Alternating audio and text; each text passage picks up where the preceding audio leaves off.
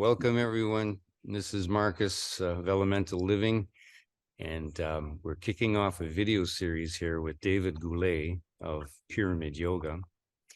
And we're going to delve into each of the chakras individually, one by one. So it's going to be a 7-video series. And David is going to delve into the details of each one. And today we're going to start with the first chakra, with the root chakra, Muladhara. Now, David, in order to, kick this off a little bit, maybe you could just introduce yourself and just explain maybe also a little bit of the larger picture of chakra yoga before we launch into Muladhara. Yeah, sure. A good introduction is always handy.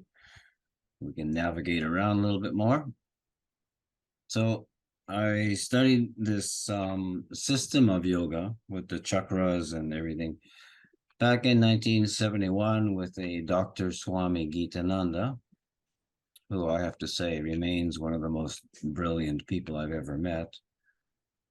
And what I just said, a system of yoga, is how he was presenting it in a 6-month training course where he covered all aspects of yoga, many of which are still not even known in the Western culture, based on the energetics of the universe, which goes into the chakras. And in his system, he taught us 9 different forms of yoga. Some of them dealing with the body physically, the obvious ones that people see, and then some of them specifically with the mind, some of the forms of yoga to deal with the emotions, some to deal with breath and oxygen and prana, different ones going higher level into concentration, meditation techniques. So it was a comprehensive system of yoga, not just a couple of little things, which I see in the Western world. So I see a system as, let's take an automobile. It's a system of mechanical gadgets put together to move us forward. And if you have the whole system, it works. If you have only little pieces, it doesn't work.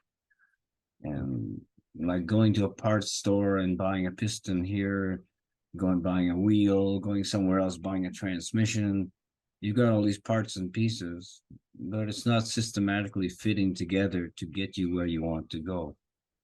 And what I studied with Swami Gitananda was a complete system, a complete education of yoga that goes from the most physical into the body chemistry, the psychology, the energetics, and the foundation of it is the chakras. Everything's made of energy, which he was teaching us back in 1971. Before quantum physics became a more well-known topic and an in thing for people to talk about. So everything about the chakras is about understanding the energy world, how energy works, what it does, and how we can influence this energy to do things, to bring in our healing, to manifest things, etc. Mm-hmm. That's a brief and general overview, kind of. Yeah. Well, is that clear enough for you? I love the analogy of, if you have an alternator and no car to put it in, pretty useless tape, right? So the purpose of this video series, of the 7 videos, is to go into each chakra individually and describe them, right? So today, let us begin with Muladhara, which is the first chakra, the root chakra. And how would you begin to describe the factors, the features of that particular chakra? I start with the energetic aspect. Let's consider the chakras are, by definition or translation, energy wheels, okay? So it's an energy. It's a vortex of energy. Muladhara is the prime vortex at the base of our spine. And rather than leaving it in this mystical sense, I'll take it more universal. What it is a kind of energy. It's a type of energy, a specific frequency of energy. And in our material world, we call this energy gravity. It's an energy that is pulling things together, condensing things, and essentially materializing the electromagnetic waves into the atoms that make up our world. It's the force that does this. Right. So you can imagine that a little bit, and then you can contemplate, well, we're on the planet, we know gravity is what's pulling us down to the earth.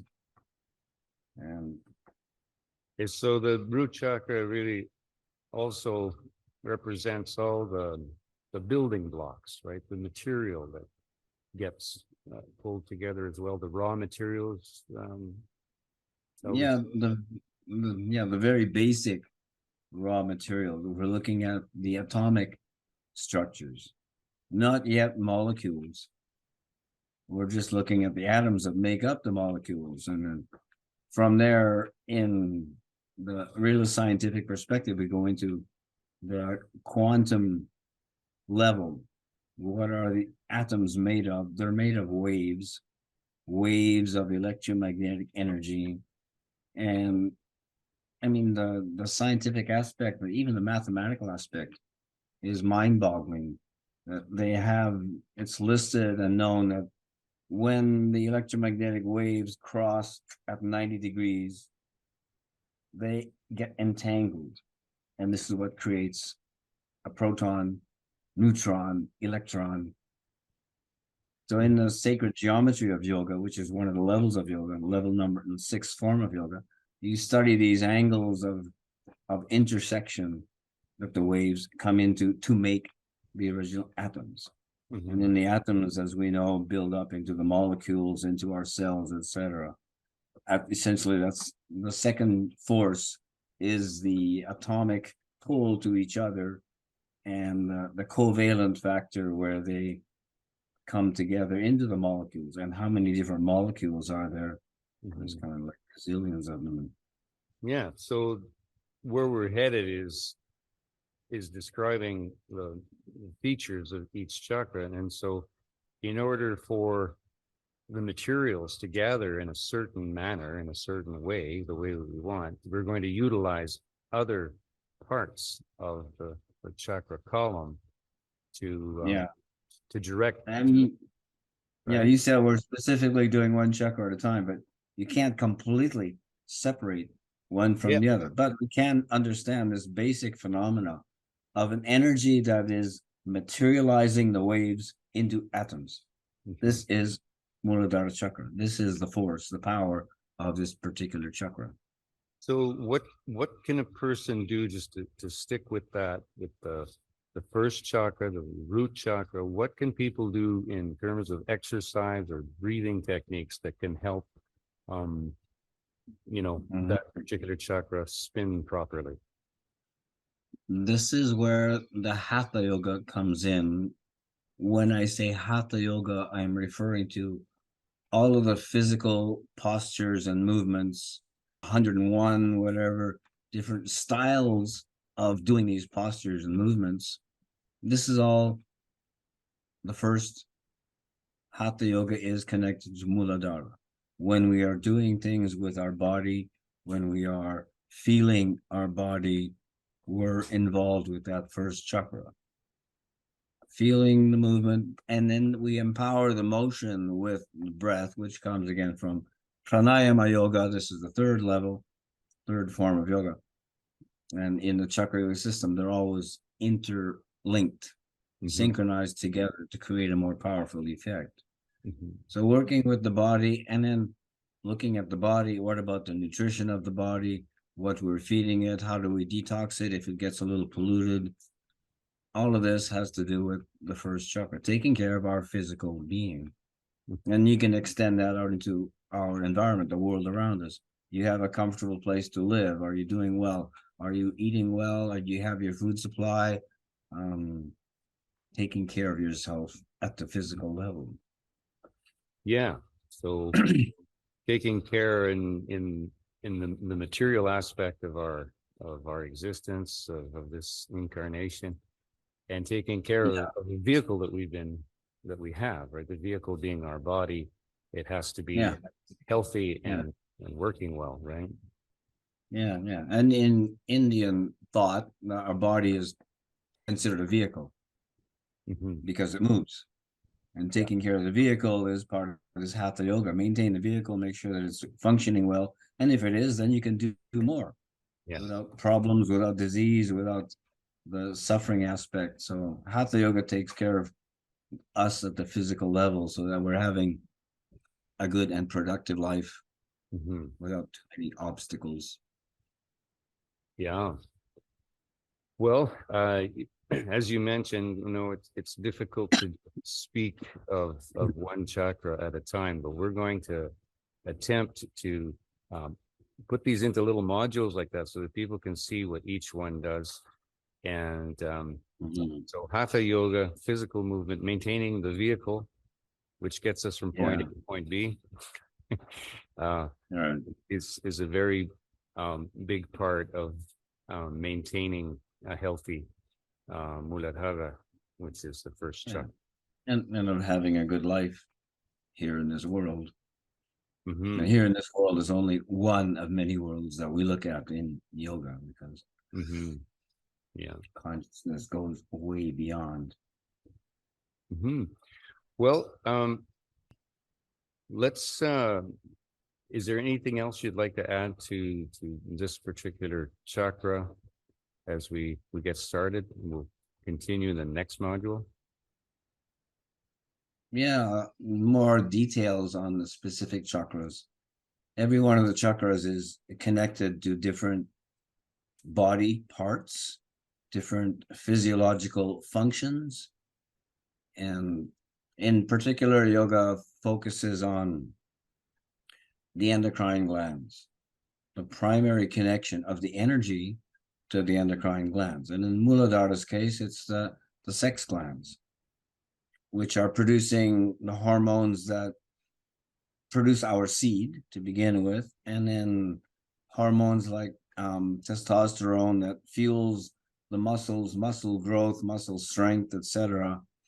So when you have enough of this energy, the gland connected is going to be empowered to do its job. Hmm. And that job has to do again with muscles, which muscles are what move around the body. It has to do with the bone structure of keeping all of these things healthy and to optimal performance.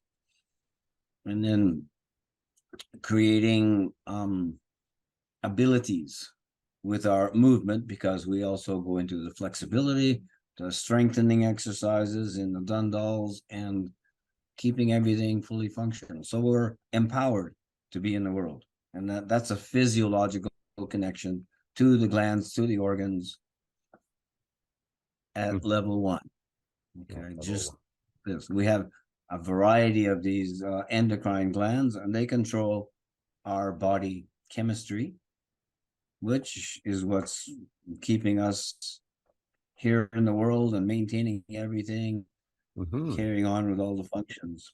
So So, even at the physical level, these endocrine glands are physical. So this mhm. is the connection to Muladhara remains, even as we get into the second chakra or into other functions and features.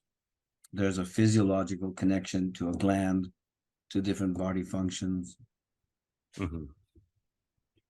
So doing hatha yoga, stretching exercises, increasing your circulation, eating well and keeping this vehicle healthy, and Mhm. so having good raw materials to work with to create Yeah, this body and in life is the beginning of the ladder that we were about to climb. yeah.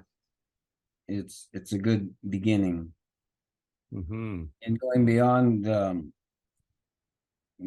our personal physiological connections, considering the force of gravity is a universal force, okay? So it's the same energy and force that's holding the planets together, holding all of the objects on the planets together, Hmm. holding the stars together. This force is universal, and Hmm. we have a reflection of it in us. We have a connection to it. And in yoga, you maintain this connection. and you reconnect periodically. Ideally, on a daily basis, you're doing meditational techniques that remind you and reconnect you to this universal force. The universe doesn't have any lack of energy. It's made of energy. Mm-hmm. So when we're connected to that, we are again empowered, and we empower ourselves at all these different levels. And even looking at universal energy, it's like the starlight or sunlight coming in. Okay, we see light coming. This is electromagnetic energy. Now, if you pass it through a prism, it breaks down into these different colors. So these different colors are like the different frequencies of the energy. Essentially, that's what it is. Mm-hmm. And each of these is connected to one of the chakras. Right. So we get this universal energy, and then it's refracted or divided into the different forces of each of the chakras in us, Mm-hmm. and then creating all these body functions, and then the psychological aspect, etc. Mm-hmm. So when you consider that the first chakra is your physical body, it makes you feel your own body. It makes you self-conscious. Now Mm-hmm. that self-consciousness goes into the mind and the psychological aspects of, you think about yourself.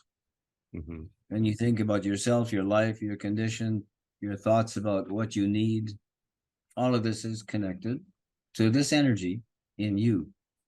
Mm-hmm.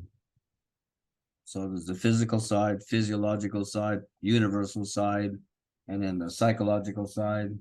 Mm-hmm. Yeah. So as illusory as this whole scenario is, the physicality and the way it has come together into this aggregation of atoms, this aggregation, this representation of life, is something that we do pay attention to and we do work with, right? Yeah. And this, I've always loved this saying, for personal growth and spiritual growth, where people say, elevate your frequency and elevate and evolve, but keep your feet on the ground. Yeah. This is the ground. Yeah. And this is the ground chakra, right? This is the root chakra, is that ground that we need to stay in contact with, right? We can't lose touch with the physicality, with this physical universe. So yeah, if you lose touch, then your body, your physical status deteriorates, and mm-hmm. I mean, you can do the higher yoga practices of meditational things, and you're kind of out in space, seeing the reality of the universe beyond. Mm-hmm. But you forget to take care of your body. Yeah. It's not going to do well. So yoga considers all of these things in a good balance. Mm-hmm.